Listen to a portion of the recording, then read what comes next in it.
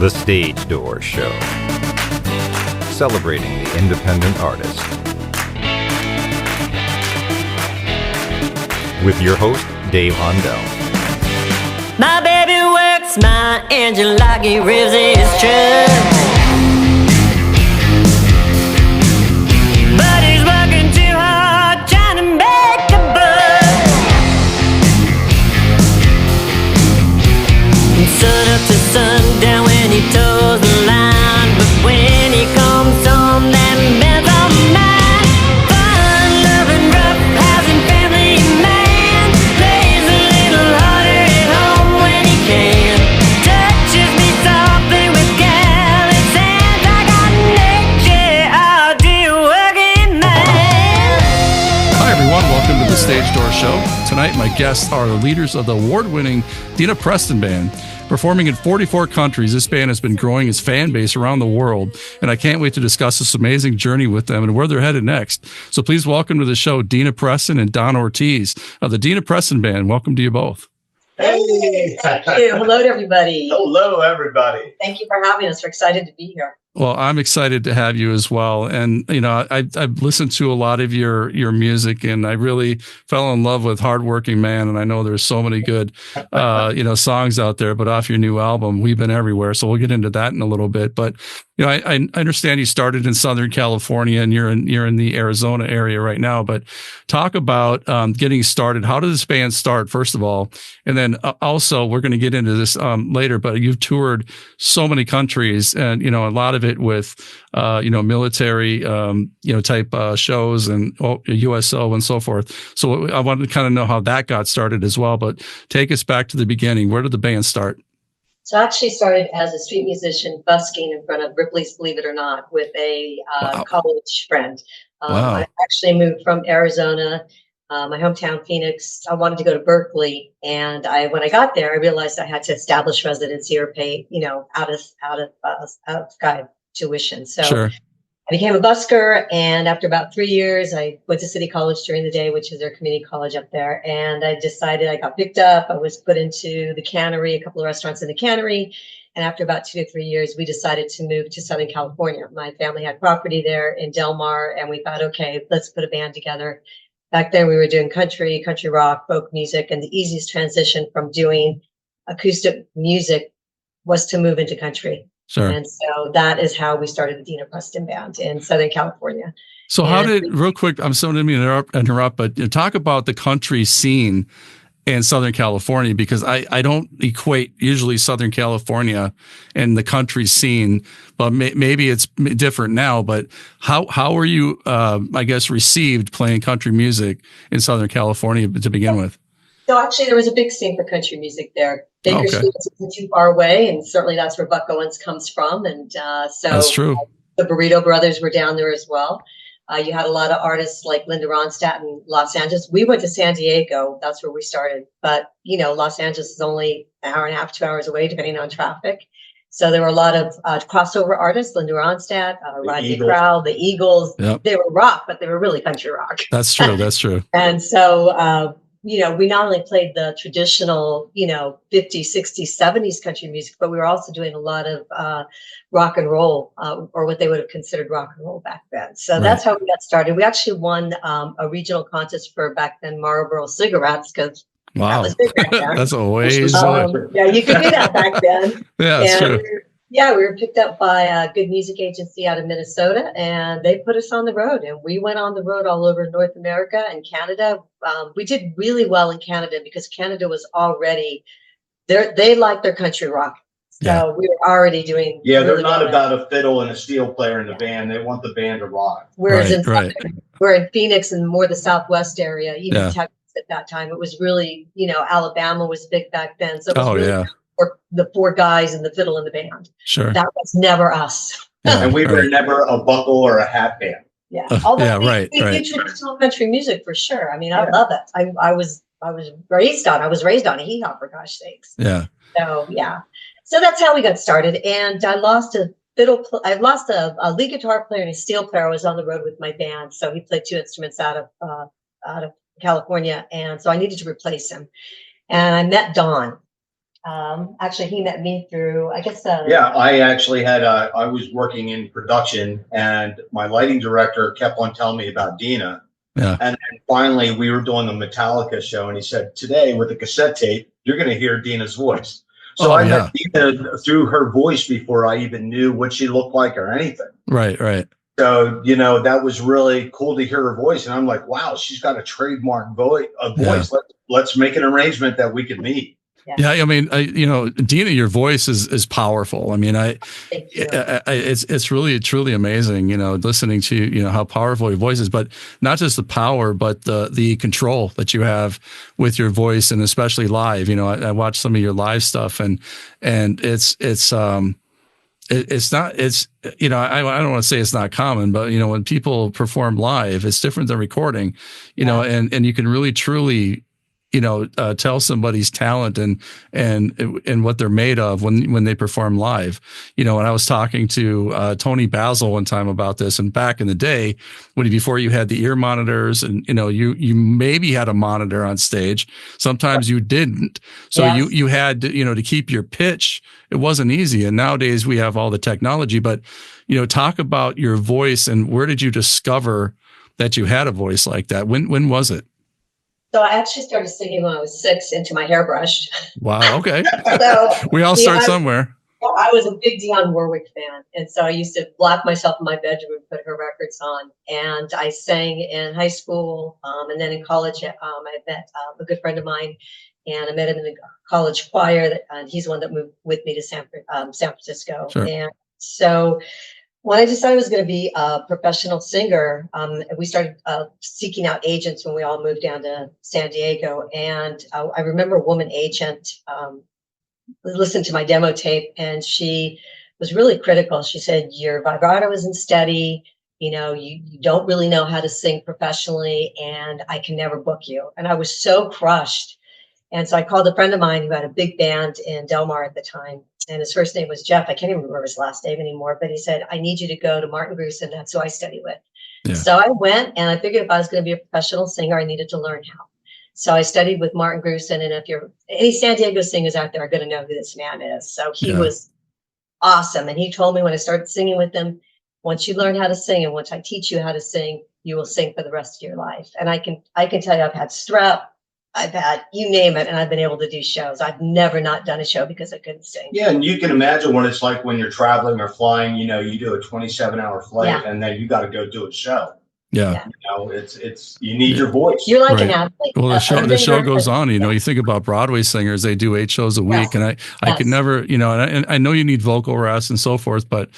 I'm looking at singers like Brian Luttrell from the Backstreet Boys, and just several singers that were big back in the 80s and 90s, and their belting, it was amazing. But sometimes belting can ruin your vocal cords, or you can nodules and whatever. So if you don't do it the right way or do it healthy, and we have a lot of people that sing that listen to our show, and and talk about how you take care of your voice, and what do you put into what do you drink? How do you rest? I mean, so, cause I know you do a lot of shows, and so how do you take care of your voice that others can learn from?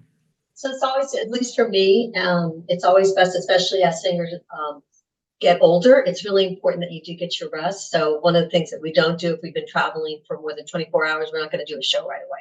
We're going to make sure that we get enough rest because we want to do the best show possible. You're like an athlete. Musicians are athletes when they're doing big shows. And if you're an athlete and you've thrown a million pitches, your arm is tired. And no matter what you do, your arm can't sustain that strength. And it's the same thing with the vocalist. So make sure you get your rest. I practice. I do my vocal runs every day. I warm up every day. I care for my voice. In terms of eating, I just try to eat as healthy food as I can. I like ice cream, which is probably not good. Dairy. So I'm probably not going to be eating ice cream on the day that I'm doing a show. Sure. Basically, it's just make sure that you're using your technique. So you always have to rely on your technique, making sure you're using your diaphragm. Make sure you get your rest, and then make sure you continue to do your vocal runs. Yeah, vocal warm-ups are important. Yeah. They are everything. It's like for us. Don, before he goes on, he's always making sure his fingers are pliable as a Right, lead guitar right. player, right? Exactly. Yeah. So, And then Don, speaking of, you used to do production, and obviously when you tour so much, do you feel like the production work that you did prior to being in the band helps you know what goes into it, that other people need to kind of follow suit and make sure that the people putting this all together are respected, like, somebody that should be in the production world? Yeah, like a simple thing like you don't think of overseas, they're running 220. Yeah. So if your guitar amps and your processors and things like that that you're taking with you on the road, I always make sure they give me 3 different power conditioners, and they always ask why. Yeah. And I found in the past that 2 of them are usually not going to work. Right. And one works perfectly. And so I always take a little plug that actually tells me whether I got good power, bad power, if it's reversed or hot, Sure. or what anything, or we plug anything in any other country. Right. And so that's always been the best $6 tool that any musician or anybody can buy at Home Depot. It's well worth getting, something like that. And then also when you travel, do you have the same sound person? Or do you have different sound people locally? We have a different production company in each town, each city. Sometimes you're fortunate enough to have the crew travel with you, but that's very rare. Right. You might be having a show in one city and there's a whole nother crew already doing the production for the next one. Yeah. So, we try to make it as easy as plug and play for the band when we're traveling. Right. Like that, I just call it a briefcase tour because I basically take a briefcase of my pedals and a guitar. Yeah. And then I usually ask for 2 backup amps, because if for some reason they give me bad power or my processor goes out for any problems, then I have something to back up to. And that happened when we were in Tunisia. I haven't played it through an amp in like 22 years. Wow. And in 7 minutes, I had to make this work and sound great for a concert. Yeah. Oh my gosh. I see people don't realize. So when you're down in the wire, those things happen. It's what we call a stage gremlin, but it's real. Yeah. But I always say when it comes to guitar, when it comes to your instruments, people think, and sound is important, but your sound comes from here. Yeah. This is where the sound comes from. Sure. It's not your amp. It's not your tools. If you know how to play guitar, and you know what you're doing with your fingers, you will be able to get through any challenges that you. Right. And the fact that you've had so much experience too, you've probably seen it all, and had everything experienced.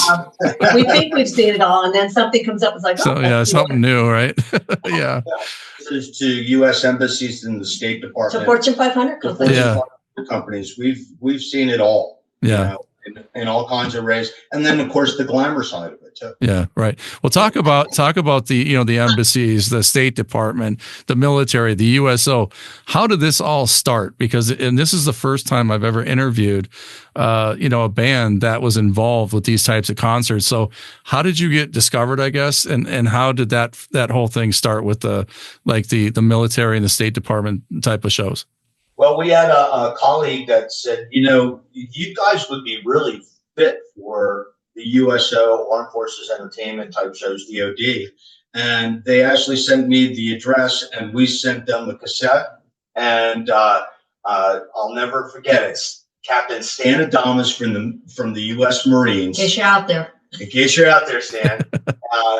He came and saw us, and he said, I went to see 4 bands. And he goes, you're the only one that's going. Wow. We were like one of the very first bands to go into Desert Storm 1. Really? You did into Desert Storm 2. Yeah. Then that continued into Bosnia. Then that continued into Afghanistan. Then all those tours always had an embassy involved. Sure. And because we could play such a wide variety of music, from dinner jazz to rock to classic rock to country, right, they started utilizing us in a way they didn't use bands before. They were like, these guys would be great for cultural outreach. They sent us to open up an embassy in Jordan after we had played New Year's in Saudi Arabia. Believe it or not. That's fantastic. So then, those things happen. And then our last show for the DoD was in 2008.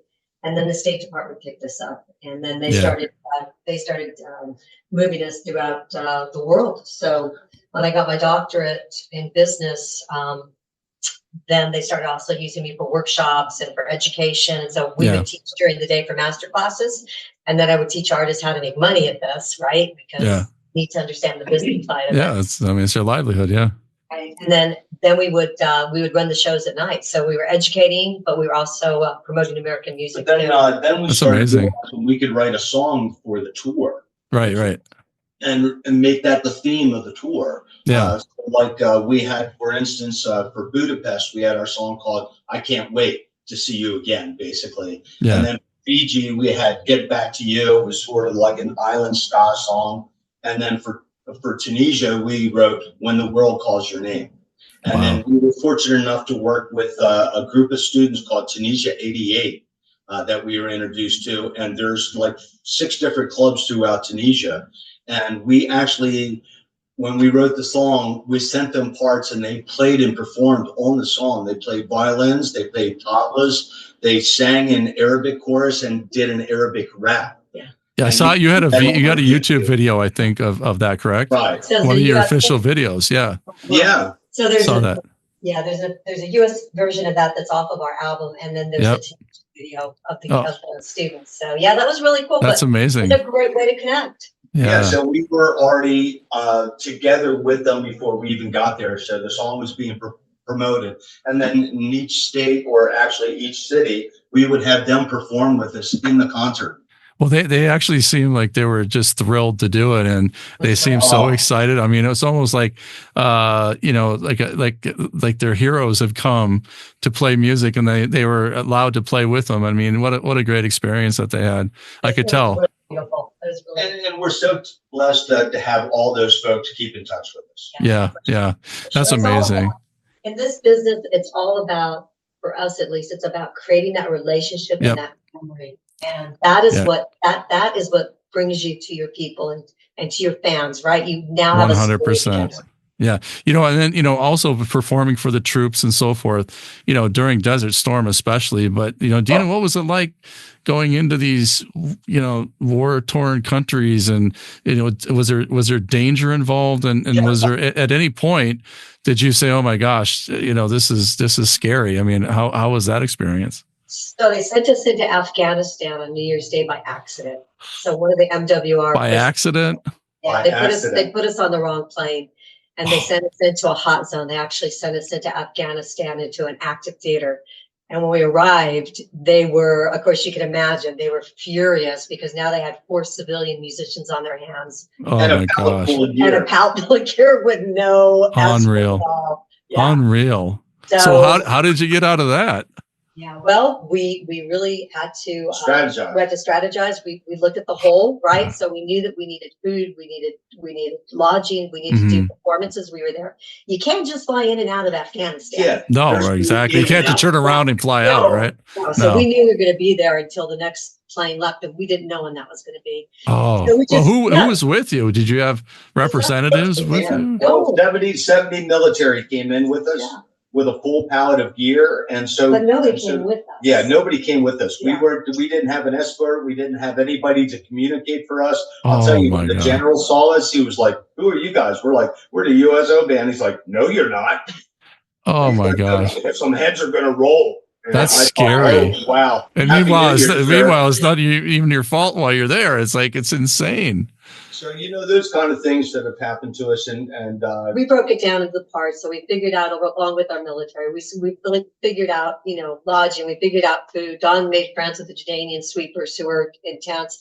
They made fresh food every day on open pits. we sang around. We sang around a campfire. In exchange for singing around the campfire, we got Power fresh of music, right?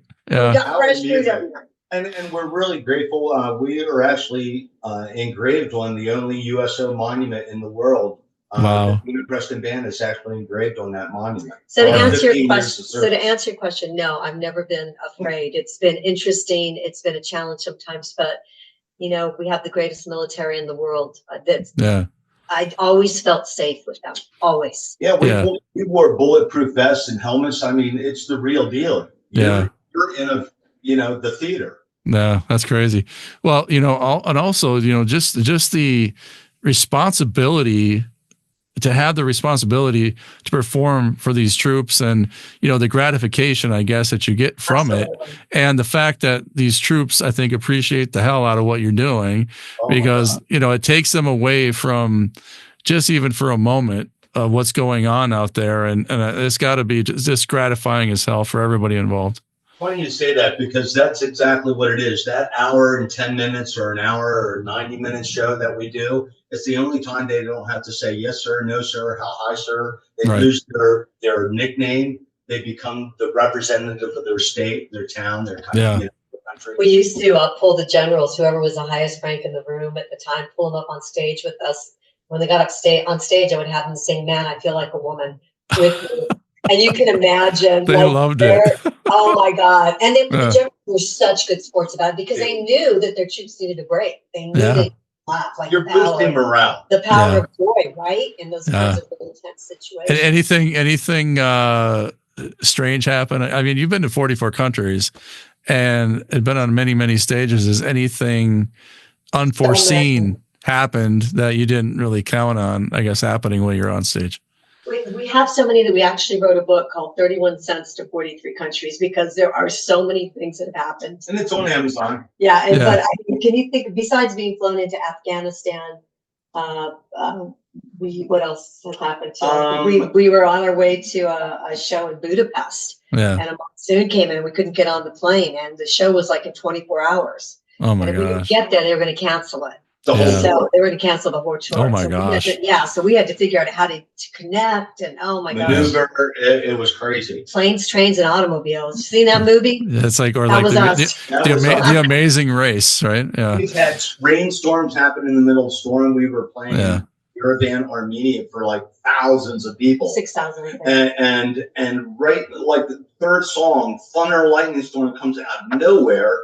We all get off stage. The rain goes away like 10 minutes later. They clean the stage off. We come back out to a standing ovation. We start again. That's amazing. So what's the name of that book with all the stories?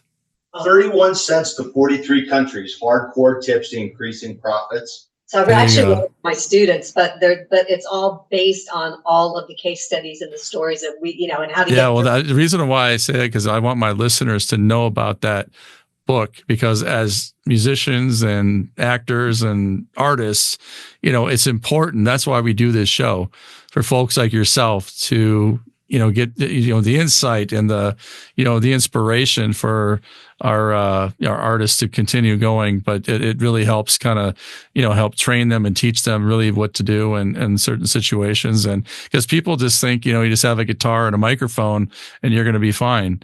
Well, no, there's a lot that goes on behind the scenes that people don't realize. And as an independent artist, you don't have a team of people most of the time that's going to get you through these situations. So you got to figure it out. Well, we made the book also so it has takeaways. So it's just not telling you the story of what we've done and what we've been through. It's actually, you can utilize it for your life. Yeah, there's tips. There's tips after the book too for musicians and artists and just business people. Each chapter. Yeah, my first challenge, I remember getting robbed in San Francisco when I was a street musician. I stayed too long. My gut told me to go home, but I needed to pay rent. And I stayed too long, and there was a band of little people that pulled up on mopeds, and they had knives, and they came out, and I was by myself, and they robbed me that night, which taught me to trust my instinct. Right? Yeah, for sure. Trust your instinct, and when it says to go home, go home. So that was a good lesson for me early on. Yeah, for sure. Especially as a street musician, and they know you've got some money, in the old guitar case. The other thing is, I want to get into this, but we've been everywhere, as far as the album goes. And I know Give My Broken Heart a Break and Hardworking Man. You were on Apple's Top 100 and Top 50 country music charts for those respectively. And I see the awards in the background, the iTunes awards. So, talk about that album. And I love the songs. I love the music. And, like I said, my listeners, please go to, I'm sure every streaming platform has it, but make sure you check it out. We've been everywhere. You're going to love the music, but talk about that album and, I guess the making of that and what we can expect from that album and those songs. So it's really common. I would say it's a combination Americana music. It's got country rock. It's got pop. It's got blues. It's a combination of our life. It's a combination. When I say life, I mean we're working musicians. That is our life. Yeah, for sure. So it really is, and the music in there, the music that we've written in there is from our influences, from our tours, from our experiences. People we've met. I mean, we've been inspired by so many. Who would have ever thought that we would perform in 44 countries? So without management or a record deal. Yeah, there you go, listeners. Listen up. Hard work, bare knuckles, getting it done ourselves. Yeah. Nobody was there to really help us. We just constantly pushed the dial forward. Going uphill with a bag of rocks, as they say. When someone said no, we kept knocking until we could find a door. Having said that, we always worked on the product. We always made sure that the product because you can knock on doors, but if you're not working on the product, if you're not working on your artistry, if you're not giving excellence every time you perform, you can knock all day long. People, when the door finally opens, you won't be ready for it. Yeah. So that's really important too. And remember also that no means next opportunity. Exactly. 100%. You're going to hear no more than you hear yes in this industry. And, talk about, Don, talk about that because, I think a lot of our listeners are so close to hitting success, but they quit or they didn't, they haven't had that success. So they decide, what am I doing here? And they'll give up and they'll move on to something else. And that could have been the one thing, the one moment that they got that yes and led to success. So talk about the importance of not giving up like that. It really is. I mean, it was simple. Since you were talking about hardworking man, I sent that to a friend of mine for a birthday gift. And he wrote me back and he said, did a FaceTime like, is that your song? And I said, yeah. He goes, that's a hit. He goes, yeah, that's a hit. So we're like, okay. And he goes, have you ever heard of Rudy Perez? I said, no. He goes, well, he's a 5-time Grammy winning producer and he'd like to produce that song. Wow. We were like, what? See how the stars aligned? Yeah. Pretty amazing. Yeah, so, a simple thing like that, sending an email of the song to somebody that's in the business, that it really changed and propelled our whole project. So we ended up having Rudy Perez produce the whole record. It's amazing. Let me say this too, stars can align, but that doesn't mean that you're going to, that all the doors are going to open. And so I think it's really important to have faith as well. You've got to have faith in yourself. You got to have, it's beyond just what's going on here too. You have to believe. Yeah. In, I guess for us, we're definitely spiritual. We believe in a greater power. And so when we're having those tough times, we fall on that. That's really important for us to have that foundation, right? Yeah. Yeah. Sometimes you can knock on the doors all you want, but sometimes it just takes that higher power to open that door for you. You're like, okay, finally. Right. You have all these roadblocks in the way, but you have to persevere, go through, you believe in your product, you believe that it can inspire people, or have that internal, I know, then go for it. You don't turn that off, Like you said, you could be that far from making that difference. You never know. Reaching out to that one person. I know, like a lot of people don't think that LinkedIn is a good communication for business. It's a great place for business. It's 100% a good one. For sure. We have 10,000 people connections in there. So it's like things that you can operate your business to elevate yourself. Yeah. There's a lot of ways to do it. As you know, it's a lot of work. But that perseverance will pay off. A friend of ours said that We've Been Everywhere, which is the album, is our field journal in song form. Yeah. And if you take the first song, We've Been Everywhere, that's the old Johnny Cash song, right? Yeah. Exactly. It's very true. So, so we really adapted it. And that was a recommendation from a friend of ours that said, look, take that old song, adapt it to every single place that you've been to so that you get the audience with you. It's a map. We've traveled every road, these here lands.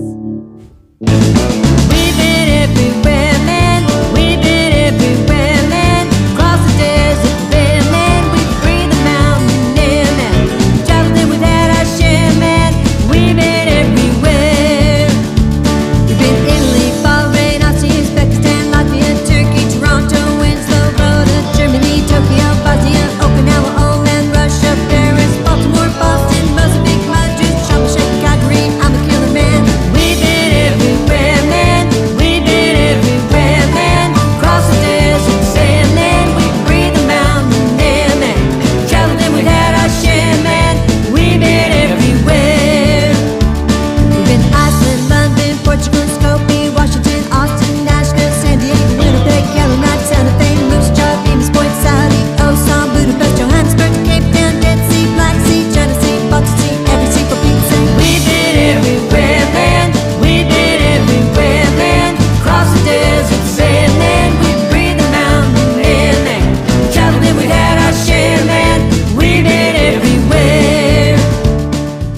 said, it tells your story in 3 minutes. Right. Because you're telling all the destinations. And then we went and found out that we could, we approached the people that had the copyright for it and said, we'd like to change it from I've been everywhere to we've been everywhere and put all the destinations that we performed at. Yeah. And that was really cool. That took a year, by the way. It's kind of our global anthem now, right? Yeah, it's amazing. I mean, I just love every song I listen to this point. And, one of the things I want to talk to Dina, go back, to when you were a street musician. Okay. And I'm guessing that this was before all of the streaming platforms existed, like Napster, even, all these, and so it really changed the game, the Napster controversy. But that led to all these streaming platforms that are available to independent artists. And how did that change your career path? Having the ability now to, because sometimes you got to get, back then you had to be signed to a major label to get distributed in CDs showing up in Target or Walmart or wherever. And now with these streaming platforms, everybody has a level playing field to get their music out there. But I guess the downside of that is that everybody has the ability to do that and distribute their own music. And so you have all this competition out there.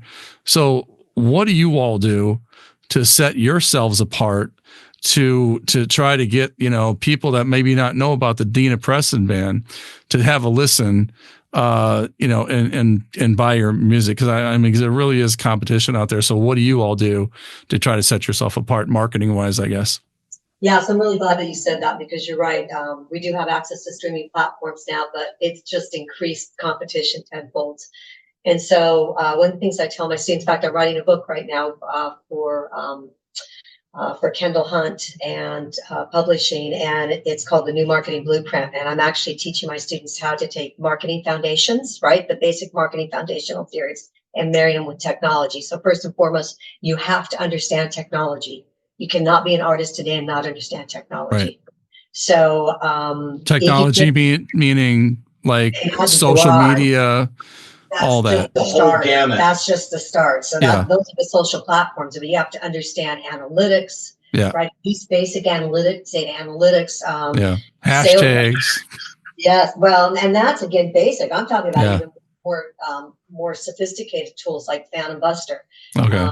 We probably wouldn't even we just got picked up by an agency in Minnesota in Minnesota.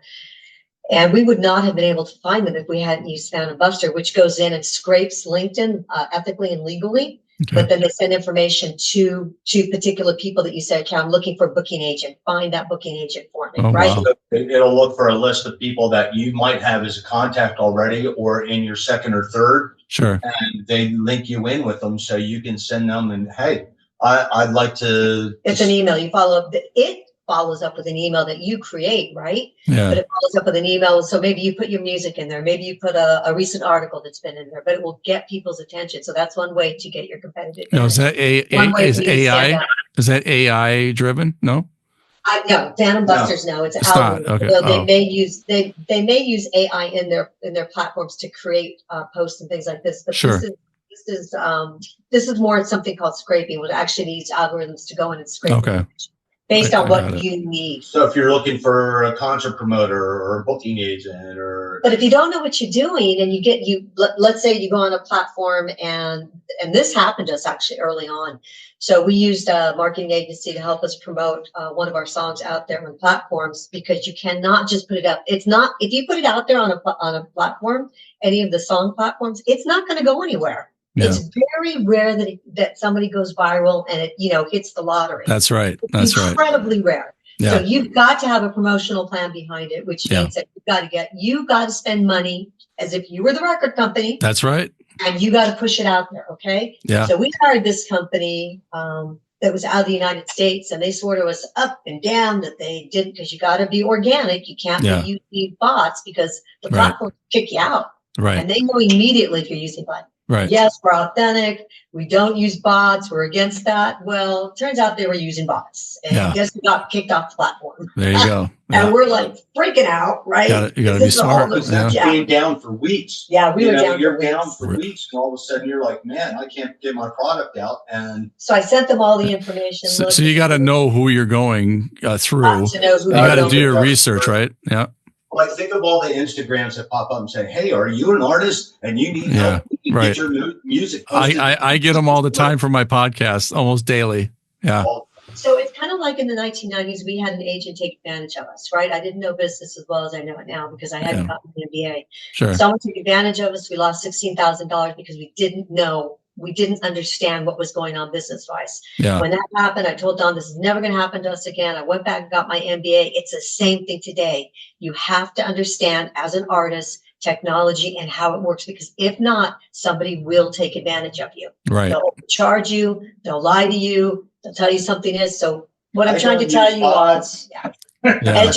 educate. And there's Yeah. plenty of free tools out there that will help get you educated. So spend the money Good point. to the right connection that's going to actually get your music heard. Not somebody's going to take your money and Yeah. then you find out that 35,000 But views is bots. even and it's hard before to that- find that. even Yeah. before that, you have to know what a bot is so that you can Right. avoid it, right? Yeah, exactly. No, I completely agree with you. And I went through that during COVID with putting this podcast together, and I was contacted by so many of these, companies that, want to sell you authentic listeners. It's like, Right. no, they're not. they're No, they're no. not authentic listeners. User 12340ZA blah blah blah blah blah. Like, come on, I'm not stupid. So yeah, so you have to be really careful with that. And same with singers and actors and everybody else that has a presence online. You have to be very careful with that. So that's a good point. So I guess, what is your main piece of advice? I know we've gotten a lot of advice to our listeners, but through your years of of being out there and grinding and going on all these tours, what's the one thing that you would say for somebody just getting started out that they should remember before they get into this business? One, make sure you have a great product. Yeah. And that's been our longevity of the band, is that the band kicks butt on Even- stage, live. We bring it. Yeah. And so we're a put up and shut up band, basically. We do what we're going to do. But the biggest part is that people stay with us and stay in contact with us. Yeah. Because let's face it, every show is an experience. You're providing an experience to somebody. I agree with Don. Even if we've made mistakes in business, even if we've made mistakes along the way or have gotten into situations that we haven't even built ourselves, right? So being sent to the wrong place, for example. Yeah. If you have an excellent product, you can always pull yourself up and get a job. You can always work. Yeah. And in the end, that is what the most important thing is. So be excellent at what you do, whether you're a singer, you're a player, you're an artist, you're an actor. Go teach yourself, get educated, figure out how to do your craft well, and then find out what revolves around that craft, right? Yeah. So that you're always being able to make yourself stand out. How about And building? surround yourself with excellence. It's not just about you. Surround yourself with excellence. That's what I was just going to say. Is one of the things I like to bring up is the circle of people that you have around you in your business and it could take one person that's not the right person in your circle that could ruin everything. One misstep or right. So you got to be careful who you have in your circle, right? Or even business-wise, even your business partners. So yeah. Right. You're only as strong as your weakest link. And unfortunately, if you don't know what you're doing, there's a lot of predatory people out there that will take advantage of you and want to take advantage of you. Right? Yeah, for sure. 100%. Two questions before we go. This is the one question I like to ask people that have been like everywhere, like artists that have been all over the world. But is there one place that you all have not played yet that you just are dying to play? And what would that venue be? Gee, I haven't thought about that. No. We have been to some. It would be great to play Carnegie Hall, Carnegie Hall, like that, or something like that. We've never performed in Australia or New Zealand, so that would be a continental wish list. Yeah. But yeah, just I don't know. I It's thought really I'd a tough actually one. like to perform in Israel. Yeah, that'd be amazing. We have toured all around Israel, and we've never been in Israel. So Yeah. I would like to do musical that. program where we includes that talent. Yeah, for sure. Yeah, because I mean, got the best of the best there too. So that's something that we'd like to do. We haven't been there. We've been all over. We've been all over the Middle East, and we've been all around Israel, but we've never been in Israel. So yeah, that's amazing. And also before we go here, I'm going to ask you both this. We'll start with you, Dina, but when it's all said and done, what do you want your legacy to be? What do you want to leave behind when it's all said and done? So we're really, we believe in service and we believe in giving back. So one of the things we're hoping to do with this next set of touring dates and workshops that we're getting ready to do is we're going to put money aside, and we are actually, I'm not sure if we're going to be giving it to our church or we're going to be giving it to, there's a really good organization here called Andre House that feeds the homeless. And so that, to me, that is the legacy I want to leave behind. I want to be known as helping people and supporting people. Our music will speak for itself in terms of legacy. That's enough for me. But if we can help one person along the way, change their lives or give them a lift up, why not? Yeah, I love that. Absolutely. How about you, Don? I feel the same way. We do give back a lot, and that's really always been part of what we've done from the beginning. Is give back, teach. That's why it's been essential for us to not only do the teaching and workshops to help others and inspire others, because sometimes not everybody gets the opportunities. Yeah. And if we can open their mind, open their hearts a little bit to understand a little bit more, and make it human. And he says that, but honestly, we get more in serving and giving, honestly, from the people that we work with. That's the truth. Oh.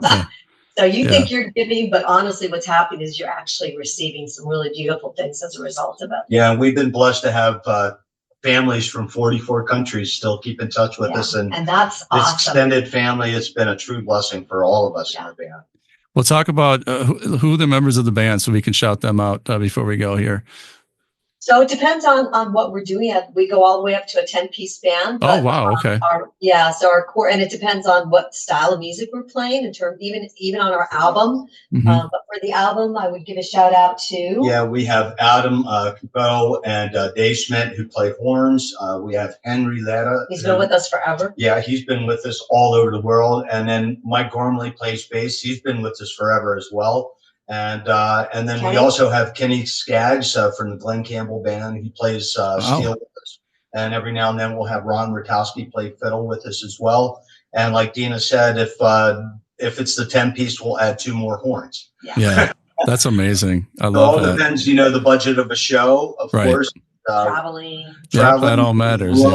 We love to do the big shows. No, we had Mark on horn for Tunisia. Yeah, we had Mark Piotr play bass for Tunisia, for the Tunisia tour, and actually for South Korea as well. Yeah, so we rotate our players in and out depending on what we need and what the client needs.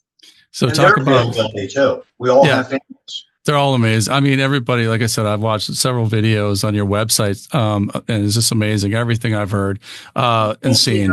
So talk about website, speaking of website, talk about how people can find you and how they can check out the Dina Preston Band. So you can go certainly to Spotify, iHeart, any of your platforms. If you are interested, iTunes, if you're interested in an album or a vinyl collectible, we actually have collectibles right now. You can go to Renaissance Records. They're our record company, and they're doing the distribution of the CDs and the records. Renaissance Records US. If you want to just check us out on the website, DinaPrestonBand.com. That's DinaPreston.com. And then any band. Band.com. Yep. Yeah. DinaPrestonBand.com. And any of the streaming platforms will have us. And then, of course, on Facebook, Instagram, Threads, YouTube, all that kind of stuff. So basically just Google you. You can Google you and find everything. Exactly. Google's amazing. So what do you have coming up that we can get excited about? Touring and we are working on some tours right now, and so we're in the midst of arranging all that. So we don't have any thing to shout out yet, and we're also working on releasing another tune from the album. So we don't know what that's going to be yet. Our last one was Hard to Handle, And I don't know if we're going to go country this time. Yeah, or we're not sure if we're going to pitch it out to our fans and let them we're pick thinking it about out. letting them pick it Let out. them decide. You know, That's what would awesome. you like to hear this summer on the radio? I love that. That's amazing. Do you have any recommendations if you've heard Yeah, something? since you've heard the record, what would you like to hear? Well, I mean, like I said, I love the song "Hardworking Man," and I love the video too. I thought the video was fantastic.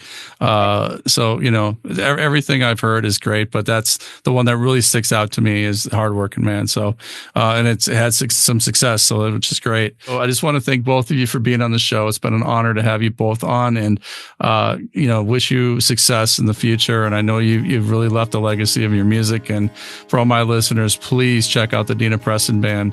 You're not going to be disappointed, and can't wait to have you back sometime. Blessings to you and much success. We look forward to seeing and all your listeners. Yes. Thank you so much. I appreciate that.